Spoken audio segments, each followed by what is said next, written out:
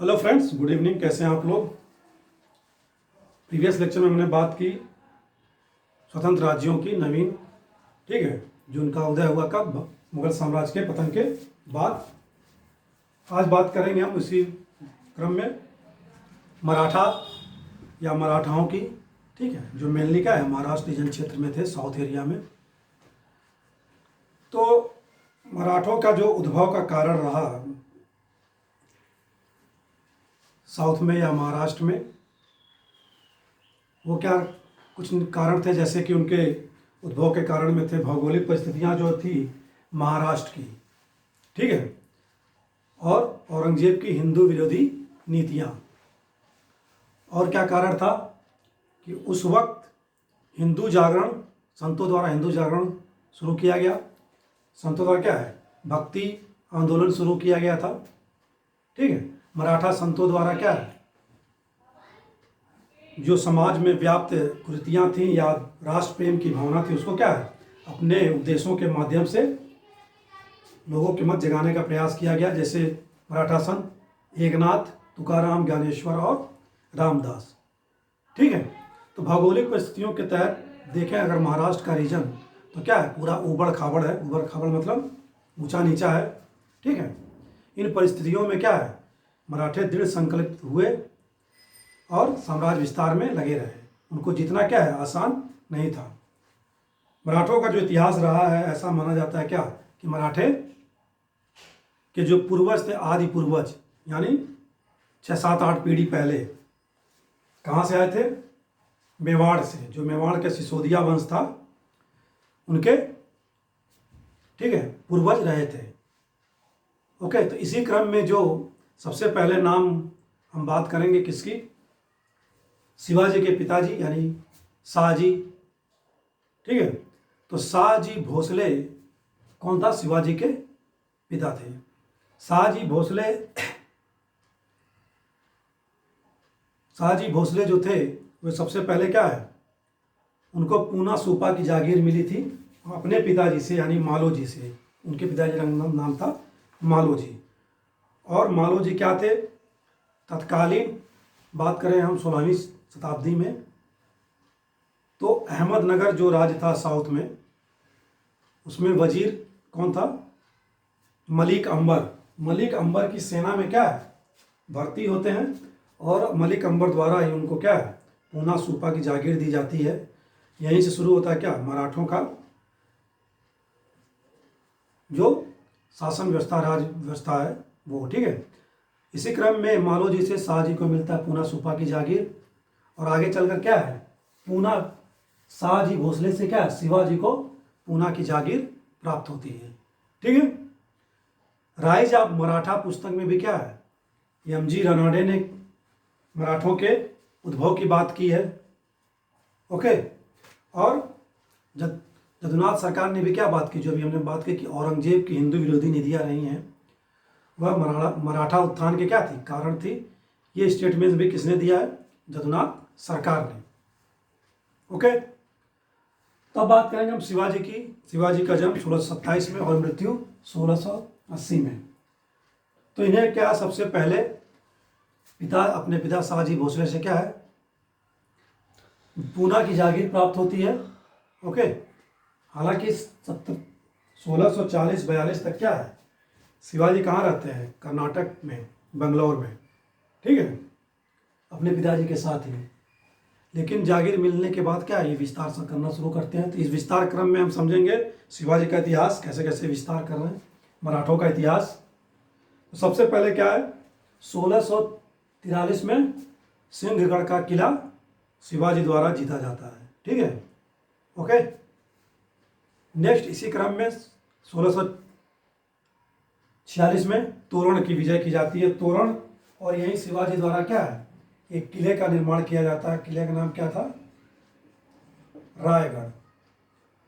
और 1656 में ये क्या है रायगढ़ को शिवाजी द्वारा अपनी राजधानी बनाई जाती है, ठीक है। तो शिवाजी की राजधानी क्या थी, रायगढ़। ये बीपीएससी में क्वेश्चन आ चुका है, ओके। नेक्स्ट अपने साम्राज्य विस्तार में शिवाजी द्वारा क्या है 1647 में कोंडाना की विजय की जाती है। कोंडाना, ठीक है, कोंडाना का किला की विजय की जाती है। ओके, नेक्स्ट बात करेंगे हम क्या 1654 में जब पुरंदर किले की विजय की जाती है। ठीक है, बाद में हम देखेंगे पुरंदर किला क्या है, मुगलों के अधीन था, लेकिन पुरंदर किले से रिलेटेड क्या है एक संधि भी की जाती है, पुरंदर की संधि 1665 में। ठीक है, 1657 में अहमदनगर व जुन्नार पर आक्रमण करके क्या है क्षेत्र विजित किए जाते हैं। 1657 में क्या दक्षिण कोंकण विजय की जाती है, जहाँ क्या था जिंजी, जहाँ सीधी रहते थे, सीधियों का राज्य था। और जिंजी क्या है शिवाजी की साउथ की राजधानी थी। ठीक है, यहाँ सीधी थे। ओके, साउथ की राजधानी क्या थी जिंजी, और उत्तर में राजधानी क्या थी रायगढ़। ठीक है, तो 1657 में शिवाजी द्वारा दक्षिण कोंकण की विजय की जाती है।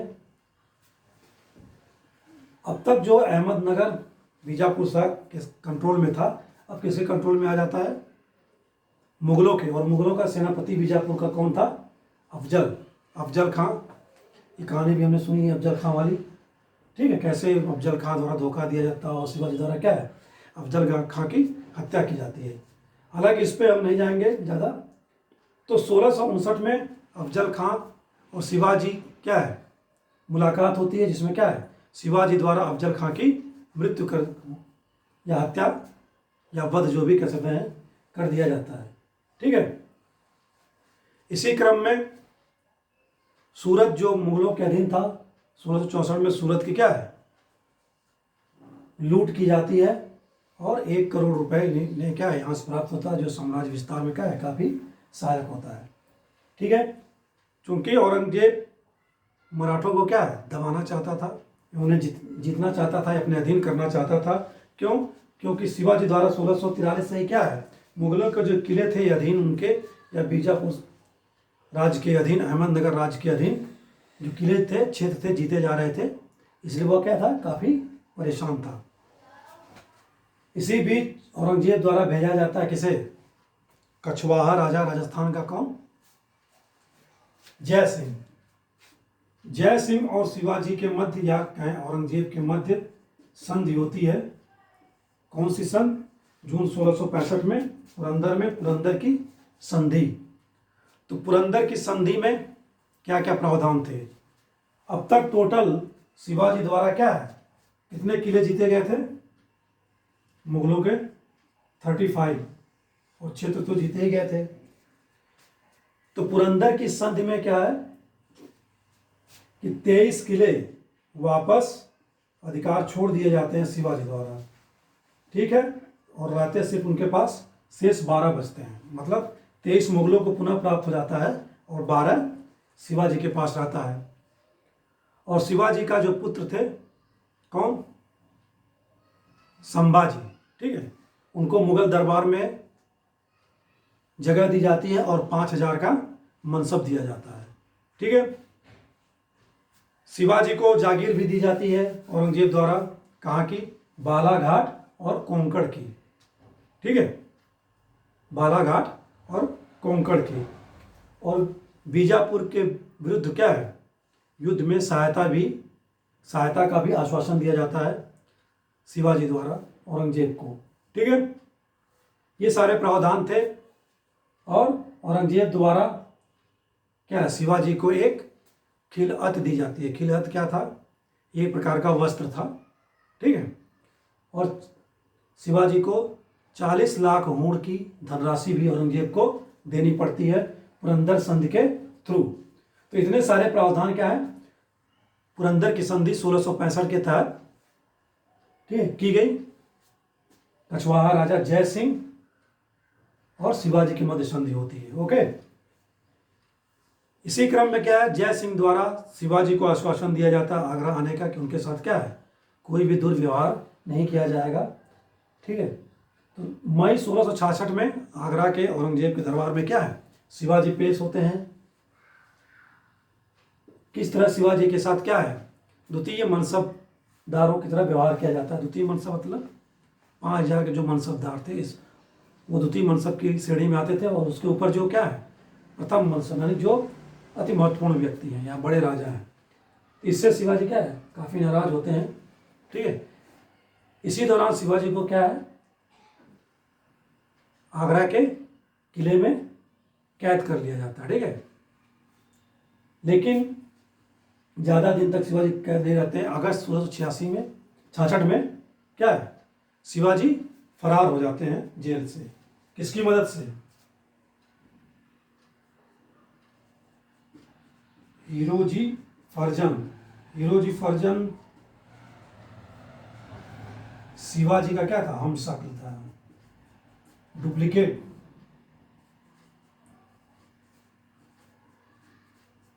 ठीक है, शिवाजी हीरोजी फर्जन कौन था? शिवाजी का हमशक्ल था। इसी की मदद से क्या है शिवाजी अगस्त 1666 में जो आगरा में किला कैद थे उसमें क्या है फरार होने में कामयाब हो जाते हैं। ठीक है, इसी क्रम में आगे हम बात करेंगे 1666 के बाद 1668 में औरंगजेब द्वारा क्या है इनसे संधि की जाती है। 1668 में संधि। ठीक है, इनको क्या क्या प्रावधान मिलता है संधि के थ्रू?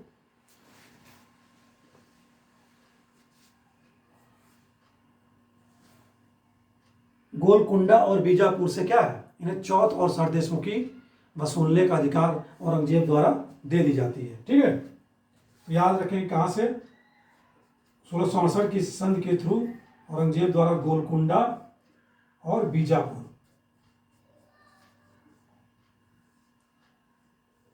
ठीक है, बीजापुर ये दो राज्यों से क्या है चौथ और सरदेशमुखी वसूलने का अधिकार दे दिया जाता है। ठीक है, और औरंगजेब द्वारा इनको राजा की उपाधि भी दी जाती है।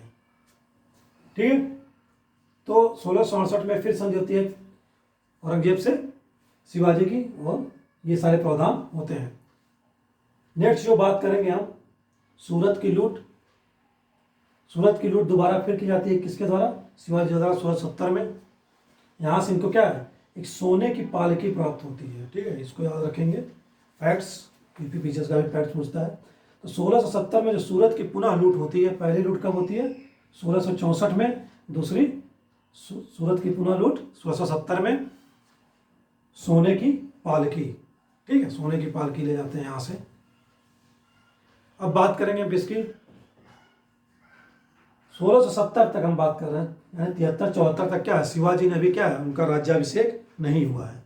ठीक है, राज्याभिषेक कब होता है? 2 बार राज्याभिषेक करवाया जाता है शिवाजी द्वारा। जून 1674 में जो उनकी राजधानी थी रायगढ़। ठीक है, ये भी रायगढ़ में ही दूसरा था जून 1674 में। ठीक है, विश्वेश्वर भट्ट नामक ब्राह्मण द्वारा क्या इनका राज्याभिषेक किया जाता है पहली बार। मतलब अब क्या है छत्रपति की उपाधि धारण की जाती है किसके द्वारा? शिवाजी द्वारा। तो कब उपाधि धारण की जाती है? 1674 में। ठीक है, छत्रपति प्रशासन का सर्वे सर्वा राज्य का। ठीक है, और दूसरी बार भी क्या है 1 सितंबर 1674 में भी क्या है एक बार और राज्याभिषेक करवाया जाता है शिवाजी द्वारा। यानी कि 2 बार राज्याभिषेक होते हैं एक ही साल में, 3 महीने के अंतर पर। ठीक है, नेक्स्ट बात करते हैं किसकी शिवाजी का अंतिम अभियान की बात करेंगे। अंतिम अभियान क्या था शिवाजी का? कर्नाटक। कर्नाटक में ही जिंजी है। ठीक है, तो लास्ट विजय जो थी शिवाजी द्वारा वो जिंजी की थी कर्नाटक अभियान के तहत। ओके, और 3 अप्रैल 1680 को इनकी मृत्यु हो जाती है। कैसे? नेचुरल डेथ थी, किसी युद्ध में नहीं, फीवर से, यानी ज्वर फीवर होने की वजह से। ठीक है, इनकी मृत्यु हो जाती है 1680 में। तो 1680 में मृत्यु होने के समय इनकी कई पत्नियां थी। ठीक है, तो एक और पत्नी थी। इनकी कौन कौन पत्नियां थी शिवाजी की? साईबाई निबंकर, जिनके पुत्र कौन थे? संभाजी, और संभाजी का एक पुत्र कौन था? शाहू, जो हमने बात की थी कि बहादुर शाह द्वारा शाहू को मुगलों की कैद से क्या है, आज़ाद किया जाता है। ठीक है। और दूसरी पत्नी थी सुहेराबाई, जिनके पुत्र कौन थे? राजा राम, और राजा राम के 2 पुत्र थे, शिवाजी द्वितीय और संभाजी द्वितीय। इसके अलावा भी एक पत्नी और थी, कौन? पुतली बाई। तो शिवाजी की मृत्यु पर सती कौन हुआ था? इस फैक्ट को थोड़ा सा याद रखते हैं हम लोग। सती हुई थी कौन? पुतली बाई। मतलब सती प्रथा भी दिखाई दे रही है यहाँ पे। ठीक है। तो 1680 में मृत्यु के समय उनकी एक और पत्नी पुतली बाई द्वारा क्या है, सती हो जाती हैं। ठीक है। तो ये था इनका जो विजयों के क्रम में जो इतिहास मराठों द्वारा बनाया गया शिवाजी द्वारा 1680 तक। ठीक है, हमने देख लिया। अब बात करेंगे हम किसकी? शिवाजी के प्रशासन की। ठीक है। तो शिवाजी का प्रशासन क्या था? किस प्रशासन व्यवस्था? एक तो निरंकुश का प्रशासन था, पहली बात। ठीक है। और बहमनी और अहमदनगर से प्रभावित था। ठीक है। तो शिवाजी का प्रशासन जो था बहमनी और अहमदनगर से के प्रशासन से प्रभावित था, क्योंकि इनके पिताजी दादाजी भी क्या है, बीजापुर और अहमदनगर में क्या है, सेवाएं दे चुके थे। तो इसलिए क्या है, जिनका प्रशासन रहा साउथ में वह बहमनी और अहमदनगर के प्रशासन से प्रभावित था। ठीक है। और इनके प्रशासन की जानकारी मिलती है किससे? एक लेखक हैं बखर। फैक्ट याद करेंगे, रखेंगे। बखर ने पुस्तक लिखी क्या? शिव चरित्र, जैन चरित्र। ठीक है।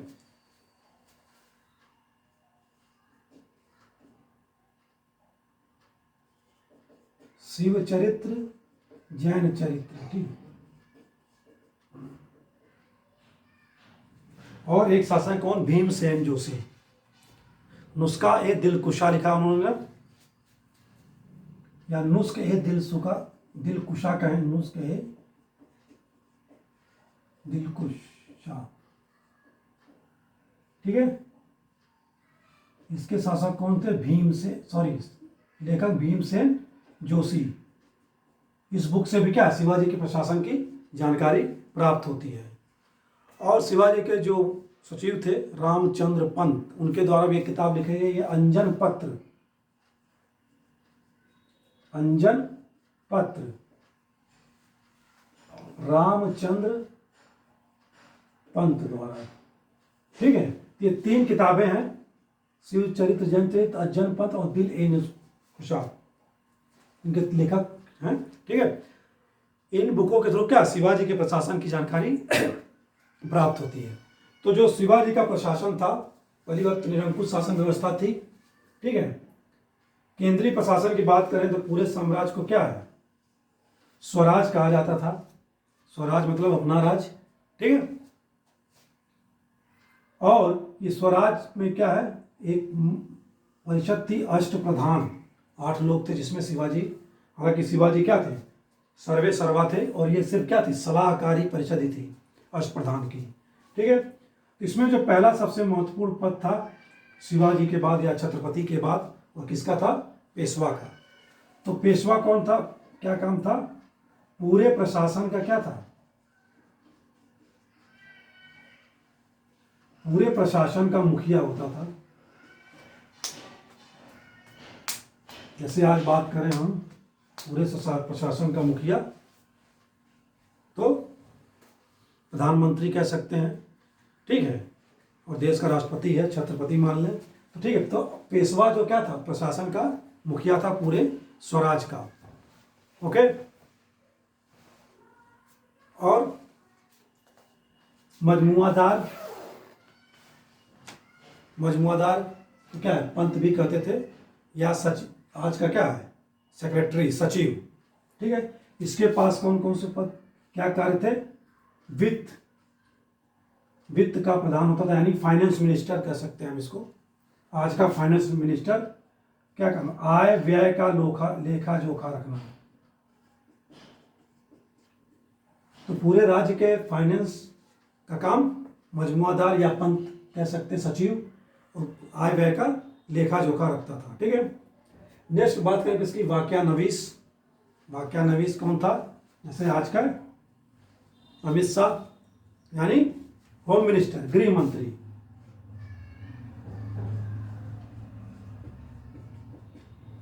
ठीक है, गृह मंत्री। और गृह मंत्री के अधीन क्या क्या आता है आज के समय में, गुप्तचर एवं सूचना विभाग आता है, आईबी, रॉ, गृह मंत्रालय। तो ये सूचना संचार विभाग किसके अधीन थे, वाकया नवीस के। ठीक है, वाकया नवीस। इसी बात आगे बात करें किसकी, सुरु नवीस या चिटनीस भी इसको कहते थे। तो कौन हो गया ये सुरु नवीस या चिटनीस। शासकीय पत्राचारों का क्या है, आदान प्रदान होता था जो, वह कौन देखने का काम करता था, सुरु नवीस या चिटनवीस, यानी सचिवालय का प्रभारी, सेक्रेटेरिएट। ठीक है, राजकीय पत्राचार का प्रभार किसके पास था, सुरु नवीस या चिटनवीस। ठीक है, सचिवालय का प्रभारी कह सकते हैं हम इसको, सुरु नवीस को। नेक्स्ट, दबीर या सुमंत। दबीर या सुमंत क्या थे, आज का जयशंकर, एस जयशंकर, यानी फॉरेन मिनिस्टर, विदेशी मामले। ठीक है, विदेशी मामले देखने का कार्य प्रभार किसके पास था, दबीर या सुमंत के पास। सर ए नौबत यानी सेनापति। ठीक है, तो आज तो तीनों सेनाओं के पति अलग अलग हैं। ठीक है, सेनापति। ठीक है, और सेनापति क्या था, गैर ब्राह्मण होता था। बाकी जो सातों पद थे वो कौन थे, ब्राह्मण ही थे। ठीक है, पेशवा से लेकर सब, सिर्फ सेनापति क्या है, गैर ब्राह्मण होता था, गैर ब्राह्मण जात से आता था। नेक्स्ट हम बात है किसकी, पंडित राव की। पंडित राव नाम ही ये क्या है, पंडित। तो ब्राह्मण क्या है, पंडित का काम क्या है, आज भी धार्मिक कार्य कराना, यानी धार्मिक मामले। तो इसको एक विभाग था दान का, तो दानाध्यक्ष, या हम कह सकते हैं धार्मिक मामले। धार्मिक मामले से जो काम किया जाता था,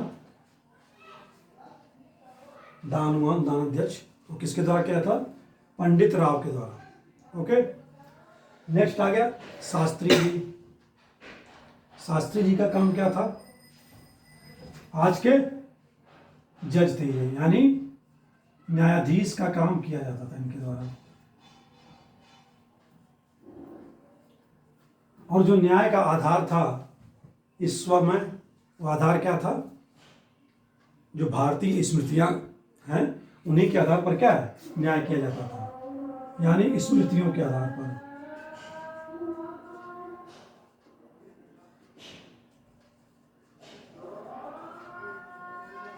ठीक है, न्याय का जो आधार था वो क्या था, स्मृतियां थी।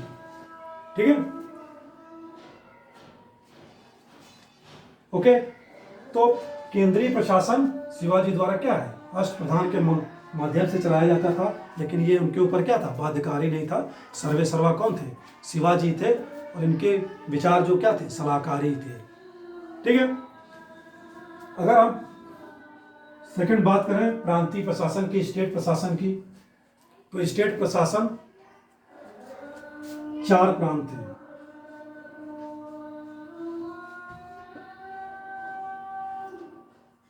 ठीक है, पहला उत्तर का प्रांत। ठीक है,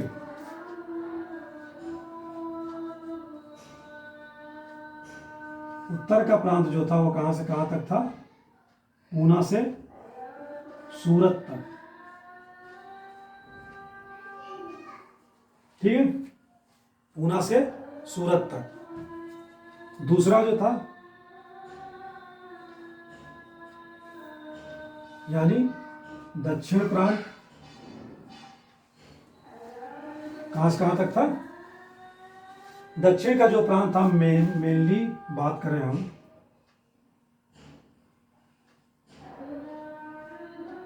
ये जो एरिया था समुद्र तटीय, ठीक है। तो समुद्र तटीय यानी दक्षिण के जो प्रांत थे समुद्र तटीय थे, यानी कि समुद्र के किनारे वाले। और इसी समुद्र तटीय में क्या था, जिंजी, जो इनकी क्या थी, दक्षिण भारत की राजधानी थी या नौसैनिक अड्डा था मराठों का, ठीक है, जिंजी। ओके। तीसरा प्रांत, दक्षिण प्रांत के बाद कौन सा, दक्षिण पश्चिम की बात करेंगे हम, दक्षिण पूर्व की, ठीक है।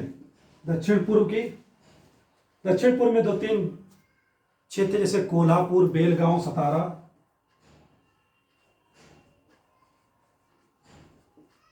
कोल्हापुर, बेलगांव, सतारा और कौन, सांगली, ठीक है।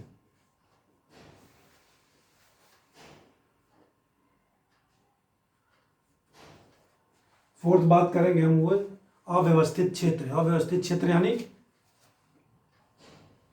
वे क्षेत्र जो क्या है, विजित किए जाते थे। तो विजित तो किसी भी दिशा में किसी भी क्षेत्र में किया जा सकता है, ठीक है, यानी जीते हुए क्षेत्र, विजित क्षेत्र। अव्यवस्थित थे ये, कोई उत्तर में है, कोई पूर्व में है, कोई दक्षिण पश्चिम में है, कोई नॉर्थ ईस्ट में है, कोई साउथ वेस्ट में है, साउथ ईस्ट में है, ठीक है। तो इस तरह क्या है, जीते प्रांत थे अव्यवस्थित, और प्रशासन दक्कनी पद्धति पर इनका आधारित थी। और जागीर प्रथा क्या है, मराठा प्रशासन में कहीं भी देखने में नहीं मिलेगा। जागीर प्रथा को उन्होंने समाप्त कर दिया था। ओके। तो ये 4 प्रांत थे प्रांतीय शासन में, ठीक है। अब बात करें कि बांटा कैसे गया था। तो सबसे केंद्र में क्या था, यानी कि सेंट्रल लेवल पर स्वराज कहते थे, जैसे आज इंडिया कहते हैं, भारत कहते हैं पूरे देश को। और उसमें क्या विभिन्न विभिन्न प्रांत के नाम है, ठीक है, उत्तर प्रदेश, बिहार, बंगाल। स्वराज के नीचे था कौन,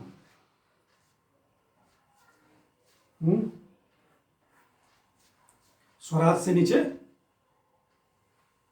प्रांत, ठीक है, उसे प्रांत ही कहते थे, यानी स्टेट्स को प्रांत ही कहते थे। उसके नीचे परगना या तरफ,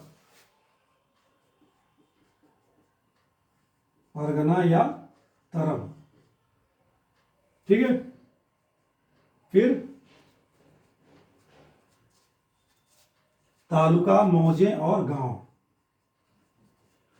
परगना से नीचे था तालुका, तालुका हमने बात की जैसे 50-60 मौजे, 50 से 100 गांवों का समूह क्या है, तालुका या तालुकेदार कहलाता था। स्वराज में कौन था सबसे हेड, छत्रपति शिवाजी। प्रांतों में किस क्या कहते थे इन्हें, सर सूबेदार या सरे कारकुना या सरे कारकुन। इसका जो अधिपति होता था या प्रमुख होता था सरे कारकुन।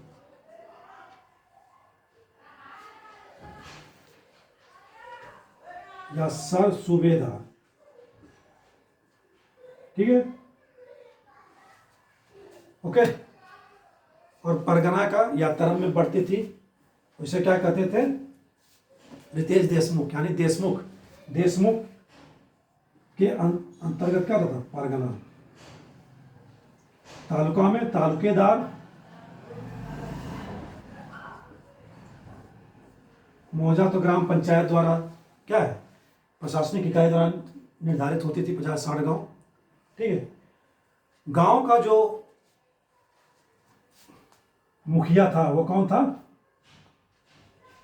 गांव किसके अधीन था, पटेल के, ठीक है। गांव किसके अधीन था, पटेल के। पटेल के नीचे भी 2 कर्मचारी थे, कौन कौन,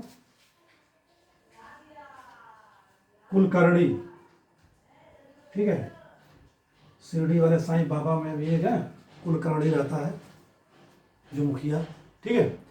और नेक्स्ट क्या है, इनके नीचे एक और क्लर्क था चौगुले।